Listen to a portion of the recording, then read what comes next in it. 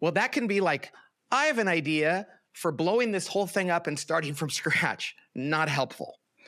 I have an idea about how we might implement this in the next 2 weeks, and I'm inventing in service of GE&T. Welcome to the Working Genius podcast, where we discuss anything and everything having to do with the 6 types of working genius and how it impacts your work and your life. I'm Matt Lencioni, your host, joined by Cody Thompson, my co-host. How you doing, Cody? Swell. Excited. I love the Working Genius podcast. It is so fun to talk about this. And we've been in a few environments recently where we get to talk to hundreds and hundreds of people that are using it. And it's just so fun to hear about how they're applying it and what they're learning about it and adding to the canon of working genius. And today, what are we going to talk about, Cody? Upper and lowercase letters. Yeah, this is a really important thing, I think. And that is sometimes you use your letter, if you're a W, an I, a D, G, E, or T, and you're using it in all its glory, because you're doing work in exactly the part of the process of work where that letter falls. And sometimes the work is in a different part of the process where your letters. And we think, well, do I have any application here? Should I just sit out this meeting? The answer is no. And should I just be quiet? And the answer is no. It's about applying your geniuses, we call lowercase letters, in service of something else. So let's talk about that, Cody. Let's explain that together, because we think this is so important so that people don't feel like, well, there's nothing I have to offer. And I think it's worth clarifying, Pat, when we talk about macro, that's the majority of the conversations that we've had on this podcast, right? Which is like, yes, here's how every activity, initiative, here's how work gets done, like the big W work. And it goes through all the letters, wonder through tenacity. And I think what you're talking about, this nuance that's really important, is that it's not that we can't then in a lowercase level use our working genius in a slightly different context, like the sandbox that you're playing in, where it's not the macro, here's how work gets done sandbox. It's actually in one of the micro moments. Yeah, and it's like, imagine that somebody W's, capital W, uppercase letter. The world, we need another project, or we need another product, or another feature in this thing. And that's the wonder. And the inventor goes, you're right, let me come up with one. And then the work gets, and the discerner goes, I think those ones are good features, those are not. And then the galvanizer says, all right, everybody get together, let's talk about what we're gonna do. And the people with enablement say, I will help, what do we need to do? And the tenacity people push it across the finish line. Those are how we use our uppercase letters, capital letters. Well, let's say we're in the latter stages of that project, and somebody says, we need to get to a meeting together to rally people around the last 3 weeks of the launch of that new product or project. And a person who's a WI says, well, you're not WIing anymore. I guess I don't get to participate. And this is where we say, no, we do need your W and I, but maybe your lowercase W and I. We want you to come to that meeting where we're talking about the launch and wonder and invent within the context of where we are. Like, hey, I have this idea about how to launch that project. Not, hey, I have this idea about a new product. I hope that makes sense, because we always need wonder, but maybe it's not capital W. And we always need invention, but maybe it's inventing a new way to launch or to implement something. Similarly, at the beginning, a person with tenacity might say, well, we're having a brainstorming session. What am I going to do? Well, there's lowercase t tenacity that needs to be applied in a brainstorming session. Like, hey, are we going to have a conversation? Are we making progress during this conversation so that it leads to something? So everybody's got a role to play, but it's different between whether it's capital T or lowercase t. Yeah, and it is nuance. I love that we're going to try to explain it together, because I think like it's almost as if the canvas size changes, whereas if you're wondering at the highest level, like you said, like the example you gave, if we're at the last stages of that project, the wrong way to use W is to say, should we do something totally different? The right way to use W or wonder is to say, hey, in the context of the last 3 weeks, is there any other thing that we should be thinking about or doing that would help us execute on the plan we already have? Not to reinvent the plan, not to change course or direction or anything else, but to actually say, hey, inside of this canvas, can we still use W and Wonder? Yes, absolutely. Right. And so I'm an ID, right? And let's say I'm going to a meeting at our company and we're getting ready to roll something out and we're in GET phase, and you're galvanizing people, and the people with enablement are like, okay, we're volunteering and we're going to help. And then there's tenacity people going, okay, we're measuring this and we're going to make sure it gets across the line. And I'm in that meeting and I say, I have an idea. Well, that can be like, I have an idea for blowing this whole thing up and starting from scratch. Not helpful. I have an idea about how we might implement this in the next 2 weeks. And I'm inventing in service of GE&T. Mm-hmm. Or like, ooh, I notice my gut is telling me there's a problem. You mean a problem around the whole project? Now, if there were, you would still need to say that. But like, I'm going to evaluate and discern the process of launching this. I'm doing it in service and in the context of what you're already doing. And the difference between the capital letter and the lowercase letter is everything. One is very unhelpfully disruptive, and the other is actually very service-oriented and helpful. Well, I think it's just, this is what's so fun. We've had this model for 4 years, and as we keep using it in our day-to-day lives and in our work, we're starting to discover some of these nuances where it's like, it almost, if we were to go back and think it's only the uppercase letter, it's almost too restrictive in some ways to think, oh, we're only in invention at the macro level, so let's not use any other, letter or genius. And what we found is just in the context of how conversations happen and work gets done, that there are these little applications in a smaller sort of canvas that can help move the discussion along. Yeah. And if you're a galvanizer, Cody, which you are, and you go to a meeting where we're brainstorming, you can get up and galvanize, not around pushing us out of the ideation phase, but galvanize around how we can do the ideation. Mm-hmm. And then there are and we talked to Tracy about how does this apply to enablement? So let's say we're having a brainstorming session and somebody has enablement. And at the brainstorming session, somebody says, hey, I have this new idea. And they throw it out there. Now, capital E enablement might say, okay, let me get right on that and help you with that. And that's not what's called for in that moment, because we're not galvanizing people to action. The enablement there might be, okay, I want to make sure I understand that idea. I want to make sure everybody's being listened to. What can I do to make this brainstorming session more effective as opposed to enabling the idea? And it's one of the reasons I like to say when I'm talking to people, because I'm an I'll throw out an idea and my friends who have enablement will be like, okay, I'm going to go get started. And I'm like, no, I'm just eyeing you. I'm not G-ing you. And basically what I'm saying is I want your lowercase e right now, not your uppercase e, but it's still critical and it's still who you are. And this gives everybody an opportunity to participate at any stage of the process.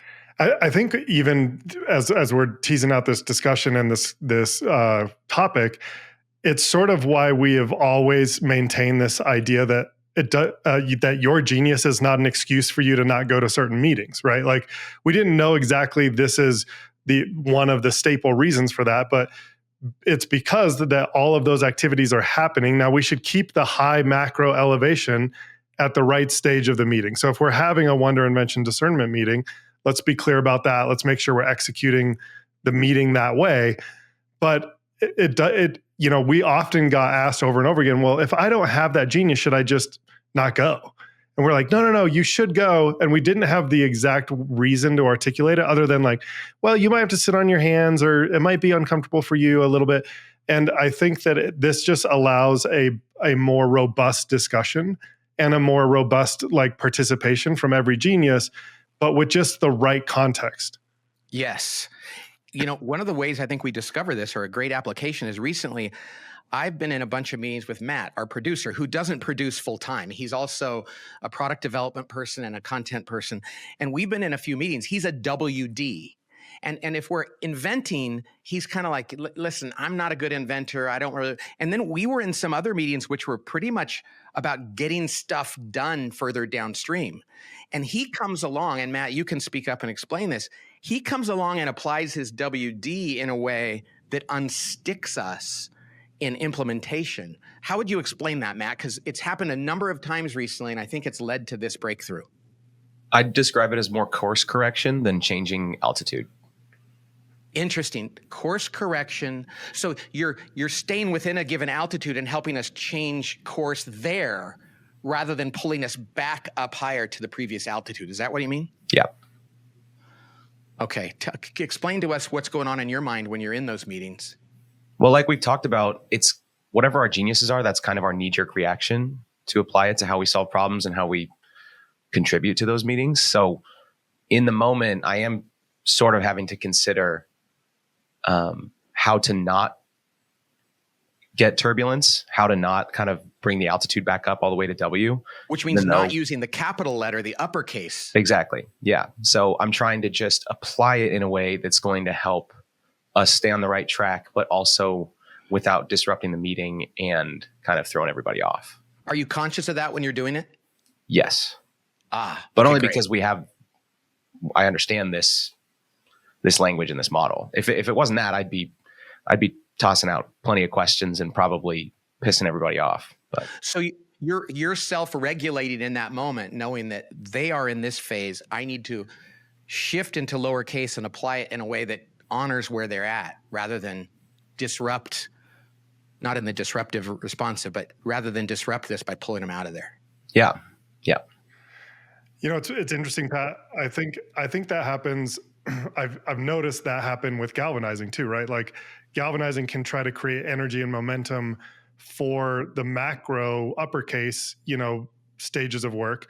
But in certain meetings, in the discussion we're having, I might use galvanizing in a way that's like, hey, you guys, we're not focused on the right thing right now. Can we get back to the right thing?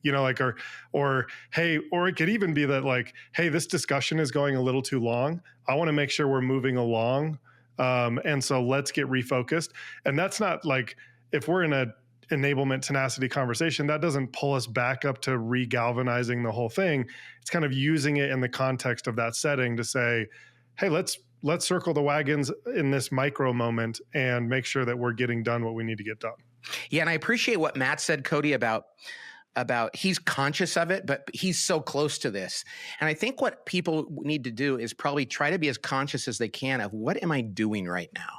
So I'm in this meeting and like literally if I'm in a meeting around that's moving toward implementation, which is not the kind of meeting I love. Now, what I used to do before we came up with Working Genius and before I had a modicum of self-control, I used to make every meeting a brainstorming session. And now I realize, oh, that's because I'm an ID.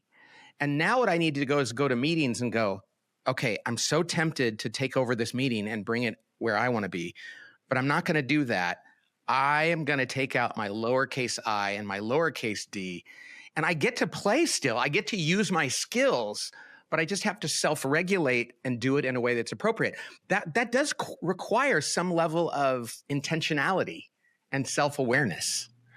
And I think it would even go further to say vulnerability with the team, trust to be able to say, hey, that's actually a good use of it. Or, hey, you know what? You actually went back up to the macro level and that's a totally new idea, even though you think you're using it at this level. Like I think the self-awareness and the familiarity with the model, when we talk about just a shared language, I think that's what 4 years in gets us to a moment like this, where we're like, yeah, there is a nuance here. And if your whole team understood this, it would really help you go further because you can play in that implementation meeting in a way that maybe we couldn't have articulated a year and a half ago. Yeah, imagine that Matt came to that meeting and said, I don't even know why we're doing this project. Yeah. Like the ultimate W. Why is this? Does this even matter in the grayer context of life? And people could go, oh, Matt, we want your W, but can you apply it here? You could actually help him correct how he's using his genius, even if he kind of misapplies it. Mm-hmm. One of the most powerful things about Working Genius is that you can have conversations which would seem inappropriate or even critical with people that are actually informative and even humorous. I was on a podcast today with a bunch of CEOs, and we talked about how Working Genius allows you to change your language, where you can actually quickly and relatively directly correct somebody, and it's funny and on point. Yeah. Whereas without that language, it would have been like seemingly rude and really uncomfortable.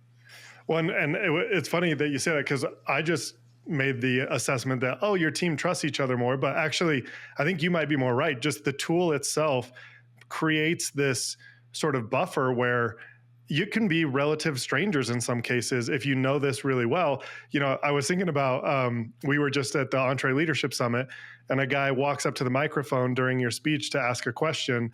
And the sentiment of his question is, he's in a family business with two of his brothers. They're all Inventor galvanizers.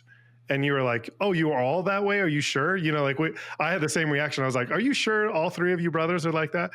And you don't know this guy and you've not built trust with him, but you say, so it's probably a lot of arguing with each other and saying like, well, I probably don't need to listen to my brother because he's my brother and I know he's not smart, you know. But if you had said that to a human being without Working Genius as a framework for how you knew that behavior came across, that would be offensive. But this guy is laughing and his brothers are laughing because it's like, well, you have three Inventor galvanizers in a room with not a lot of discernment and they're all brothers. We know what that meeting looks like. And it's, you know, and so it does allow you, even without building a whole lot of trust. Now it's better if you have trust, but you can do it to a relative stranger the way you did, and it's disarming. You know what occurred to me too, Cody? When we think about this in terms of hiring, people go, well, am I ever going to get to use this? Like my wife's a WI, so she's the highest up there in terms of ideation, right? The creative dreamer. And she has said to me before, like, what kind of job am I going to have? And what she's really saying is a capital WI job. And you go like, well, maybe that's a think tank, or maybe that's a, you know, something where you're constantly, but now I realize it's like, oh no, find a role within a company where even the lowercase W and I are used.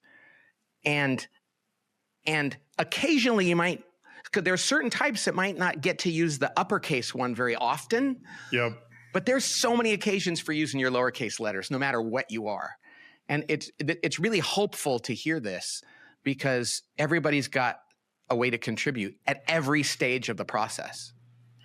I think a lot, you use this story during the speech at this conference about your dad, you waking up to mow the lawn with your dad.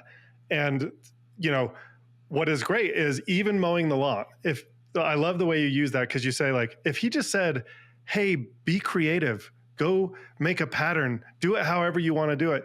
There is even invention in mowing the lawn. And I think that's some of what we're saying in this, which is it's not in an invention at the highest level, like redesign, you know, you're not going to do, you know, put rocks in and re-shrub the corner and put, you know, new flowers in, but you can still micro invent in the way that you go about mowing the lawn. That's not just a tenacity project.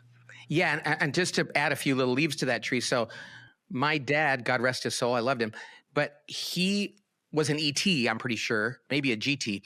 And we would go out and mow the lawn. And I don't think he actually needed me to do it that way. He just didn't think about it. Yeah. He wanted the company and the help. And had he known I was an ID, he might have said, okay, Pat, I need you to do some things, some ET things for me. I'm going to rake some leaves and you need to pick them up. But what would you like to do? And how can I let you make some decisions for yourself about how you're going to go about it? And occasionally he would say, hey, go do the backyard any way you want.